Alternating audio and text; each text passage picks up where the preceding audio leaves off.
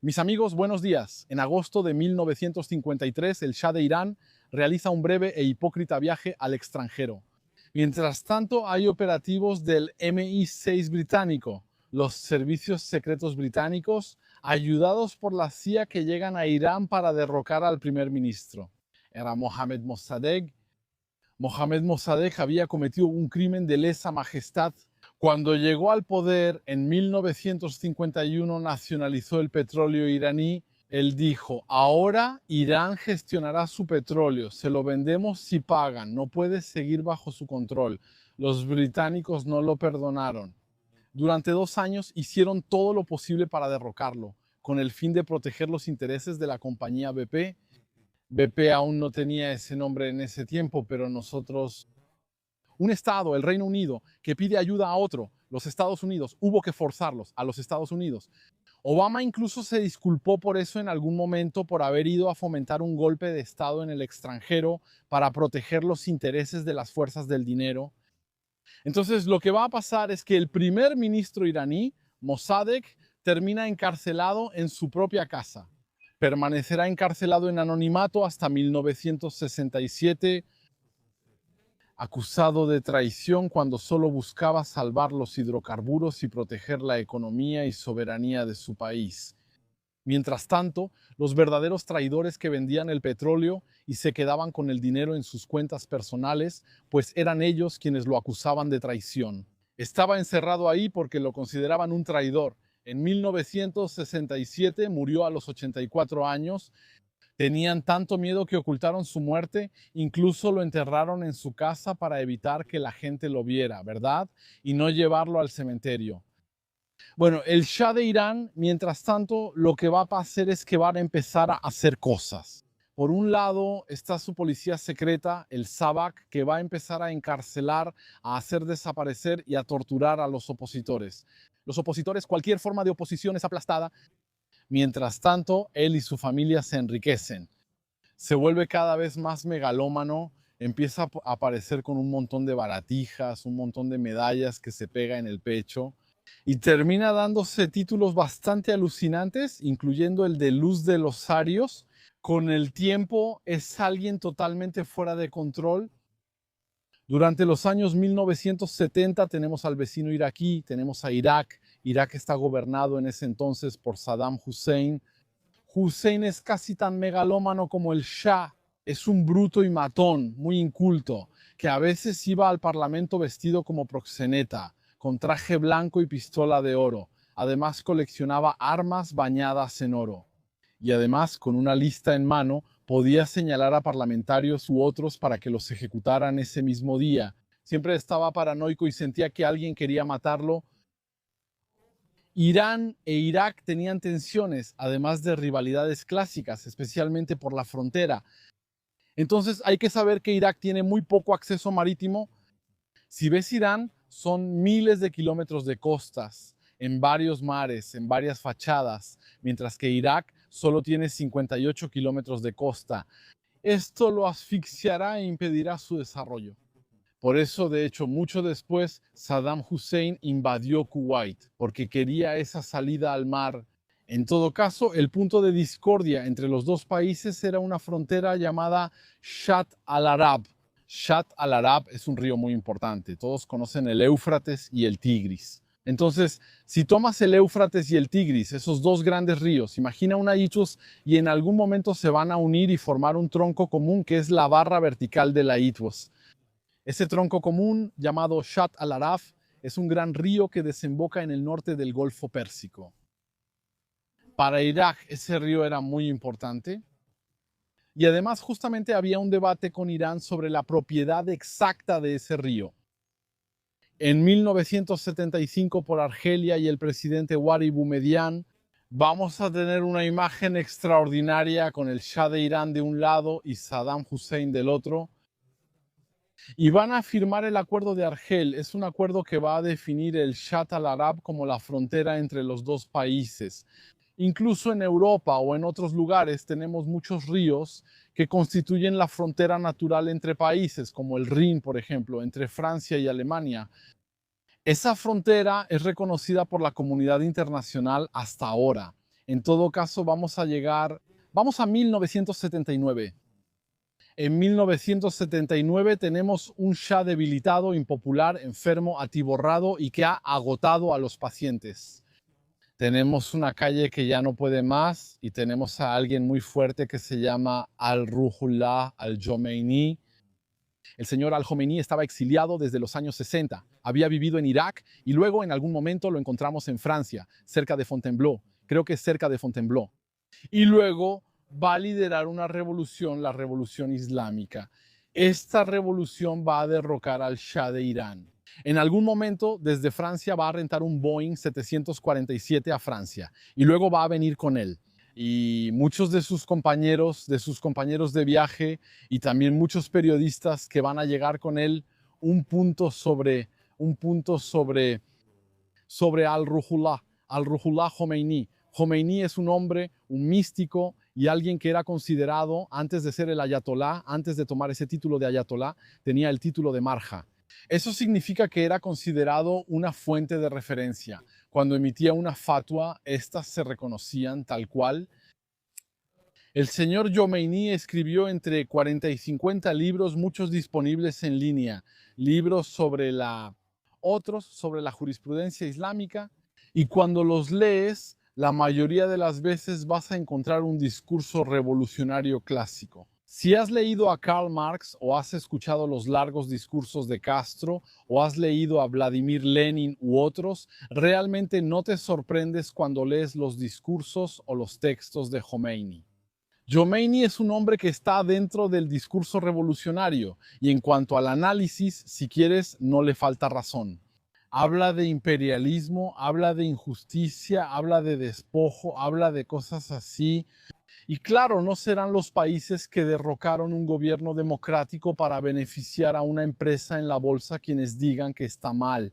Sobre el diagnóstico, los diagnósticos revolucionarios son lamentablemente compartidos por todo el mundo. Nadie puede leer este tipo de texto y decir que se equivoca. Por otro lado, donde Jomeini se equivoca, y no lo digo desde mi perspectiva, no es que yo, Aldo Sterón, diga que está equivocado. Es el tiempo el que le ha quitado la razón y eso es lo peor. ¿Por qué? Porque este hombre que era místico desde el principio, que fue influenciado por la filosofía de Ibn Sina, Avicena, fue influenciado por Mulla Sadra.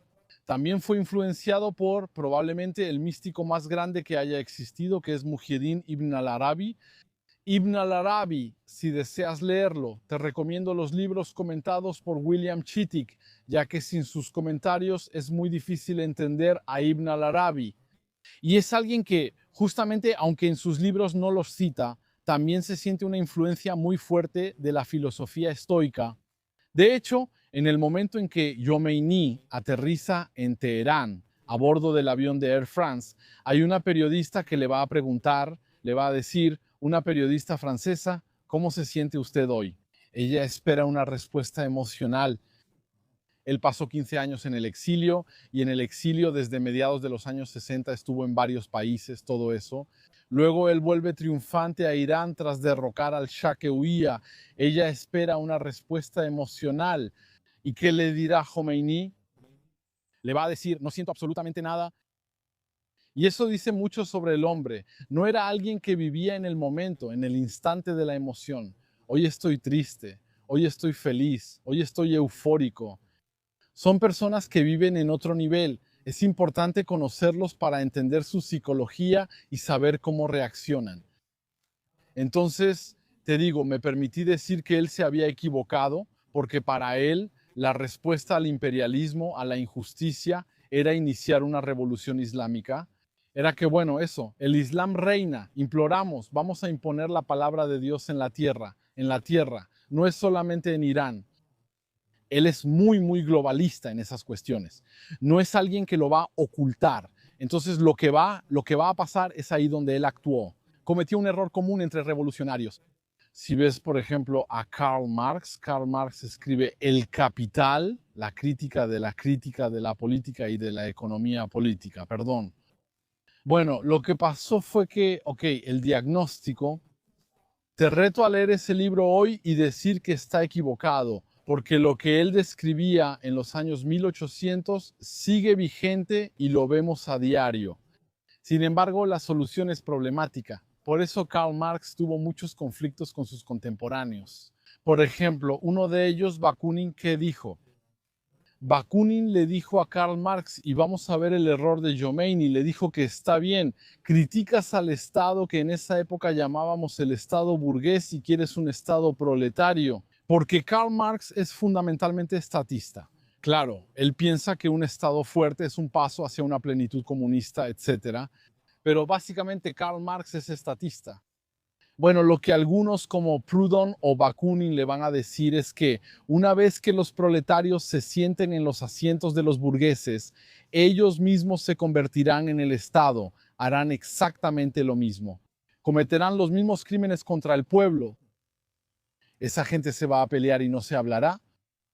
Y el tiempo le dará la razón a Proudhon y Bakunin, porque después, en los años 1900, Karl Marx murió. Llegamos a revoluciones proletarias en varios países del mundo, como en Rusia, por ejemplo. ¿Y qué pasa? Las personas que ocuparon los asientos de los regímenes anteriores se contagiaron de su enfermedad. Eso nos recuerda una cita de Jacques Vergès, famoso abogado francés. Pues bien, Jacques Vergès dijo: los atrapan por las nalgas, al sentarse en los asientos de esa gente se volvieron como ellos, Irán se volvió como ellos. Pues bien, eso es exactamente lo que pasó con Irán. Es que nuestro... Y además, por cierto, que Bakunin y Proudhon y otros son más bien de tendencia anarquista, eso significa que son personas que, si vivieran hoy, estarían pagando con Bitcoin. Son personas que creen en una moneda descentralizada, pero más allá de la moneda descentralizada, creen en un Estado descentralizado. No creen en esa identidad autónoma que se hace llamar el Estado. Y luego dirige nuestras vidas, pretende poseer nuestras libertades, ingresos, órganos y hasta nuestras almas. Ese es otro discurso. Puedo hablarte de eso. Puedo hablarte de esa época y revelarte que estoy cerca de esa postura. Te decía que Khomeini llega al poder.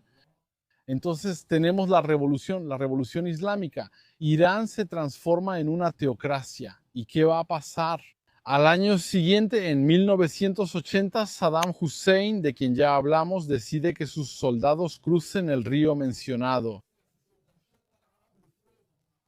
Van a cruzarlo, llegar a Irán y empezar a disparar. Entonces, en ese momento es la guerra Irán-Irak. Es una guerra que va a moldear el equilibrio en Medio Oriente. Es una guerra que va a cambiar las cosas de manera muy profunda. ¿Por qué? Porque hay dos países muy poderosos, Irán e Irak. Al final de la guerra, los países quedan muy debilitados y exhaustos. Si no hubiera habido esa guerra, no tendríamos a alguien como Macron, que pesa 45 kilos, que es abofeteado por su esposa en público y que hoy llamaría a Irán para intentar hablarles, dar órdenes y decir: no hagan esto, no hagan aquello. Hay hombres luchando y él solo viene a hablar. Él no habría abierto la boca si no hubiera existido esa guerra. Entonces te decía, cuando empieza esta guerra, pues bastante rápido las armas empiezan a circular. Van a venir de Estados Unidos, de Sudáfrica y muchas veces pasarán por Israel. Es sorprendente cómo armas destinadas a Irán o Irak, según documentos, pasan por Israel. De hecho, la realidad es que si vemos este plan geoestratégico, estamos en una partida de ajedrez, no estamos jugando a las damas aquí. Si ves desde el punto de vista israelí, ellos dicen que tienen estos dos grandes países musulmanes que potencialmente podrían, uno u otro, si no es que ambos, haberse vuelto en nuestra contra. Entonces, bueno, ahora, si se están matando entre ellos, ayudémosles a que la guerra dure el mayor tiempo posible. Y así los dos terminarán de rodillas, que de hecho fue lo que pasó. En un momento dado, durante los años 70, Estados Unidos vendía muchísimas armas a Irán. Muchos de esos helicópteros y armamentos siguen en operación. Aunque son antiguos, aún se utilizan en Irán. Entonces, lo que pasó fue que llegaron los años 80, llegó esa guerra y de repente la administración estadounidense dijo: nosotros no les vamos a vender armas. Cuando lo ves piensas: wow, pero es terrible. Reagan les dijo que no y puso un bloqueo negándose a venderles armas. Así entramos en la lógica de la industria del bloqueo. Cuando ves el bloqueo, como menciono en mi libro Los grandes traidores, hay un capítulo sobre la industria del bloqueo. Contrario a lo que se cree, el bloqueo no es realmente para evitar que un país acceda a tecnología o armas. Eso solo se dice en teoría, pero no es cierto en la práctica. Porque en la realidad, cuando ves lo que pasó en el momento en que Reagan impone el bloqueo a Irán, pues la Casa Blanca empieza a vender armas a Irán. Entonces, ¿cuál es la diferencia? Esta vez el precio se duplicó por el bloqueo, que aumenta precios y márgenes. Es lógica del poder del dinero. Entonces, lo que va a pasar es que la Casa Blanca durante años va a vender armas a Irán. El dinero recaudado va a unos fondos reservados que es utilizada por la CIA para fomentar golpes de Estado en América Latina, en Nicaragua y financiar grupos terroristas en Nicaragua. En algún momento un avión se estrella, es evidente, lamentablemente hay un sobreviviente que vas a hablar. La prensa se interesa y surge el Irangate, busquen Irangate. Probablemente después de Epstein es probablemente el más grande, es el más grande. Es el escándalo político más grande de los últimos 50 años. Se descubre el caso Irán-Contra, que es que la Casa Blanca vende armas a Irán y luego usa el dinero para armar a los contras en Nicaragua. Esto continuará casi hasta la actualidad. Si ves, por ejemplo, ¿recuerdas cuando hubo esa historia de Taquedain, de Pascua, de no sé qué ante los tribunales en el marco del caso de dinero y petróleo por alimentos? Porque en un momento dado Saddam estaba de rodillas, necesitaba vender petróleo para comprar medicinas para su pueblo. ¿Y recuerdas lo que pasó? Toda la casta política francesa se benefició de eso. Todos aceptaron porque iban con Saddam y le decían, danos dinero. Él les daba certificados de petróleo, ya que no tenían acceso al dinero porque era un intercambio, era trueque de petróleo por comida. Había una oficina en la ONU encargada de la compensación. Y de hecho lo que pasó es que él repartió certificados de petróleo a toda la casta política francesa que se llenó los bolsillos. Cuando escuches hablar de un bloqueo sobre un país, ya sea sobre Rusia, Irán o cualquier otro país, debes saber que hay personas que están ganando dinero con eso, típicamente políticos en el mundo occidental. Entonces, lo que decía es que lo que va a pasar es que esta guerra se va a convertir en un horror sin nombre. En algún momento Saddam Hussein va a usar armas químicas contra los iraníes. Si revisas el sitio web de la ONU hay testimonios, yo leí, no pude leerlos todos. Horrores, horrores que la gente cuenta. Él usaba sarín, gas mostaza y otras porquerías que lanzaba desde aviones sobre los iraníes. ¿De dónde venían esos gases? Venían de especialistas en gases, la mayoría venía de Alemania. Eso significa que había más o menos 80 compañías, 80 empresas alemanas que le suministraban los gases sabiendo lo que él iba a hacer con ellos. Había una empresa estadounidense en la segunda lista. Algunos nombres ya son conocidos, revelados por la ONU o investigadores, y otros siguen protegidos. Esto le da un sabor particular. Hace 2 semanas, Merz, el primer ministro alemán, dijo que la ley internacional no debería proteger a Irán. Eso simplemente significa déjenos y lo volvemos a hacer como lo hicimos en los años 80. De acuerdo, él no considera a los iraníes por su parte como seres humanos, así que quería volver a intentarlo. Hay comentarios que tienen muchísimo peso cuando ves el contexto histórico. Llegamos al 88. El país, los dos países están exangües en ese momento. Irán está de rodillas económicamente, humanamente, todo eso. Irak también está de rodillas. Cabe mencionar también que recientemente salieron documentos que muestran que los británicos también ayudaron. Los británicos ayudaron al régimen iraní a, como diría, a sofocar todas las resistencias. Pierdo las palabras, perdón. Debería tener un teleprompter. Entonces decía, a sofocar toda resistencia, a sofocar toda oposición. Lo hicieron en un momento dado porque la oposición al régimen de Teherán era una oposición de izquierda, que era más bien comunista. Los británicos hicieron el trabajo sucio para los estadounidenses y se lo comunican entre ellos. Nosotros preferimos el régimen islamista a que Irán cayera en manos de los comunistas y potencialmente se acercara a Rusia o a China. Entonces lo que hicieron fue ayudar. Para que lo sepan, ayudaron. Así que fingen, cuidado con el doble discurso. Siempre hay dobles discursos cuando hablan y condenas por un lado, pero por el otro venden gas, condenas, pero por el otro los ayudan, etc. Así que siempre es algo. Hay que tener mucho cuidado con eso. No hay un político occidental ni de otro tipo, de hecho, que venga, que te hable, que te diga la verdad. Siempre hay un doble discurso y siempre un doble sentido. Entonces, como decía, lo que pasa en 1988, ambos países están de rodillas. Además, tenemos el USS, es muy simbólico, el USS Vincennes. Es un barco estadounidense que andaba por el Golfo Pérsico y que va a detectar un Airbus. Va a lanzar 2 misiles contra un Airbus. Un Airbus era un Airbus con 300 civiles, pues va a matar a varios cientos de personas, unos 60 niños. Después, George Bush se negó a disculparse, aunque dieron algo de dinero a las víctimas como compensación.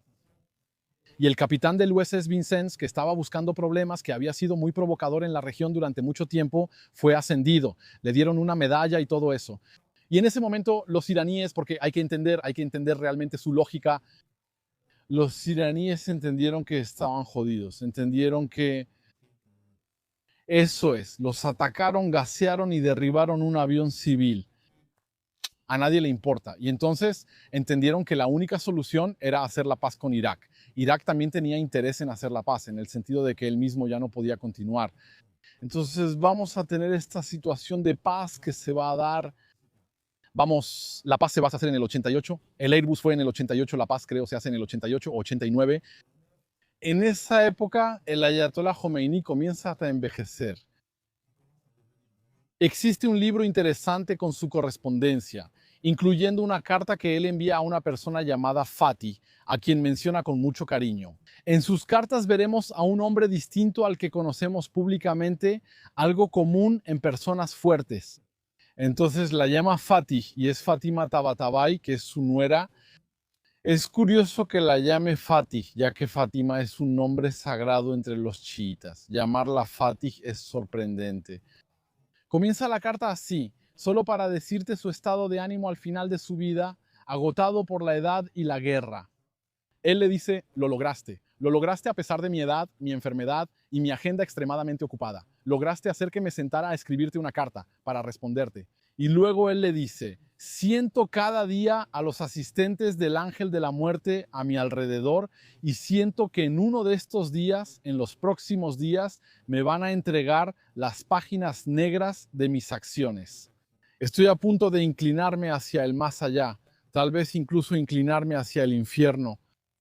Y luego él dice, con respecto a esas páginas negras, no tengo ninguna explicación.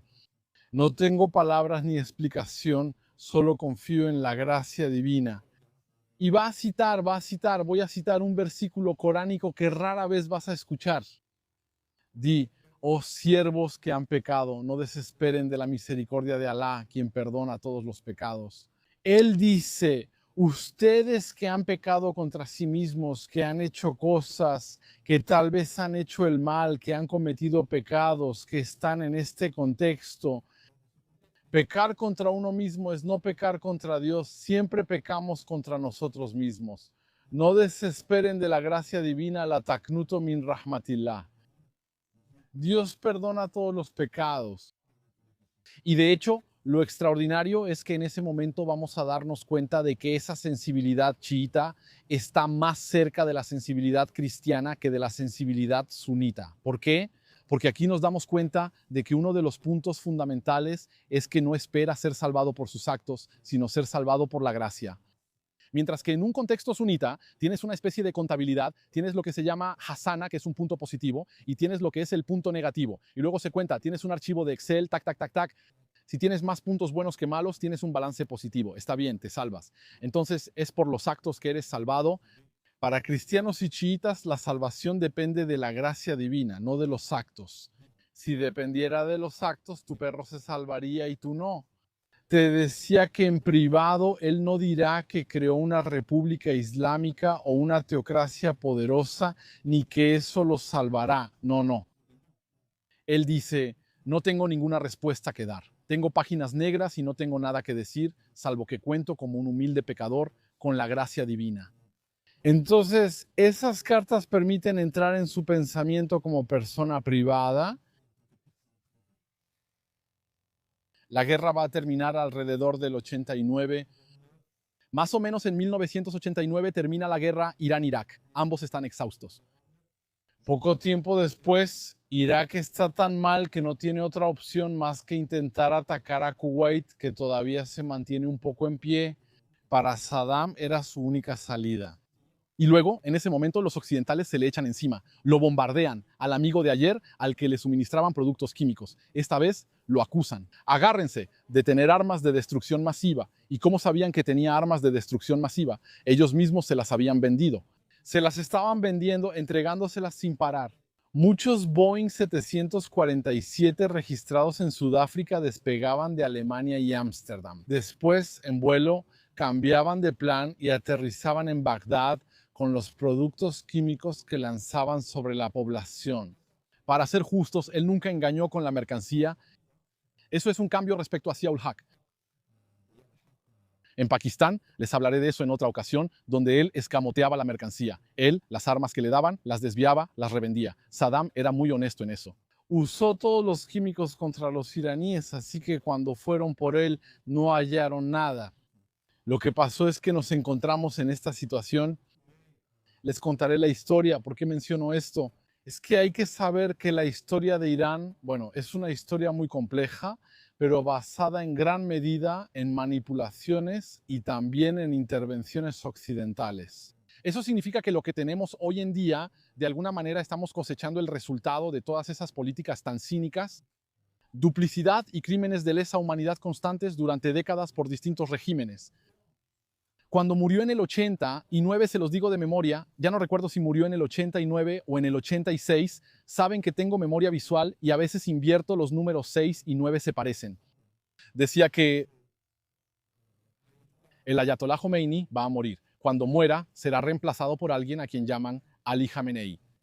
Ali Khamenei, él no es el hombre de 40 o 50 libros, no es alguien que fuera marja, no es alguien que fuera una referencia, no es tan fuerte teológicamente como Khomeini, pero aún así toma el título de Ayatollah y se va a convertir en el guía espiritual del país. Murió el mes pasado en un bombardeo estadounidense. Así, la revolución islámica, desde su inicio hasta febrero, fue liderada solo por Khomeini y luego Khamenei.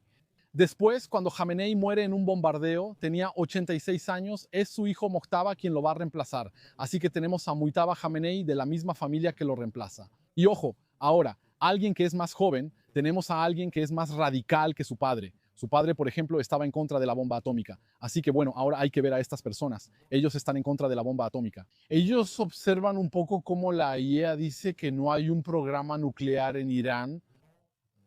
La agencia nuclear que depende de la ONU durante años, de hecho, tuvo vía libre para venir a Irán e inspeccionar como quisiera. Trump bombardeó Irán en junio pasado, junio de 2025, diciendo, lo destruimos todo, no queda nada, y luego de repente vuelven a decir, no, al final sí tienen. Entonces, en realidad, estamos en una lógica circular. Mientras más dice el país, no tenemos programa nuclear, lo bombardean. No, pero sí tienes un programa nuclear. Después lo bombardean y dicen, no, al final destruimos su programa nuclear.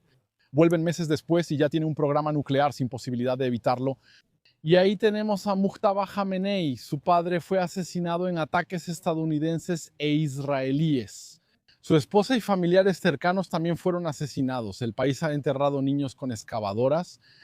Así que, como se pueden imaginar, es alguien que está extremadamente enojado, aún más porque ve que Corea del Norte hoy en día está lanzando misiles hacia el mar de Japón. Hoy en día están diciendo que han aumentado el arsenal de esas grandes cabezas nucleares. No hay nadie que les cause problemas. Están tranquilos tomando jugo de papaya mientras observan los acontecimientos. La televisión, porque estamos en un mundo, efectivamente, donde no hay derecho internacional, no hay derecho humanitario, no hay nada en absoluto. Quiero decir, simplemente estamos yendo cada vez más hacia ese mundo, hacia esa visión que yo intentaba evitar. En lo personal, hubo un tiempo en que compartí esa visión hobbesiana de Thomas Hobbes, el filósofo británico. Él nació más o menos, creo, hacia finales de los años, lo digo de memoria, no estoy muy seguro, los años 1500. Sí, más o menos creo, apuesto mi dinero ahí, segunda mitad de los años 1500. Thomas Hobbes afirmaba que el estado natural del hombre es la guerra de todos contra todos. El estado natural del hombre es la guerra de todos contra todos y actualmente vamos hacia eso. Trump que ataca a Irán, Israel que ataca a Irán y al Líbano. Después tenemos a Trump que quiere tomar Groenlandia, Trump que ataca a Venezuela y toma a su presidente, lo mete preso. Luego dice que el dinero del petróleo se desviará a cuentas offshore. Quiero decir, tenemos a China que amenaza a Taiwán. Están formando una armada alrededor de Taiwán. Tenemos a la OTAN acercándose hasta las fronteras rusas para provocar una sensibilidad geoestratégica que hace que Rusia ataque a Ucrania. Y luego después empezamos a alimentar esa guerra y a hacer que dure el mayor tiempo posible. Que mate al máximo de hermanos eslavos que se van a matar entre ellos mismos bajo los aplausos. Quiero decir, amigos, esto es una catástrofe. Y hoy Irán está atacando a los países del Golfo. Los países del Golfo tienen conflictos con Estados Unidos y entre ellos. Además, hay drones lanzados desde cualquier lugar e Irán niega ser responsable. Probablemente sea una operación de falsa bandera. Entonces, así está la situación en la que nos encontramos hoy. Pero quería decirles por qué este video tan largo, por qué todos estos detalles que les doy. Es solo para decirles que las cosas no pasan por casualidad, simplemente. Que no es una coincidencia. No es que las cosas pasen por azar o sean injustas. Hay historias detrás. Empecé este video en 1953, aunque pude haber ido más atrás, incluso un siglo antes. En 1953 pensé que era un buen inicio. Amigos, siempre vean la imagen más global. Eso es todo. Nos vemos en otro video. Gracias por su apoyo. Ahora hago cada vez más videos en la sección de pago de YouTube porque a veces hay videos. No necesariamente quiero compartirlos con un público muy amplio.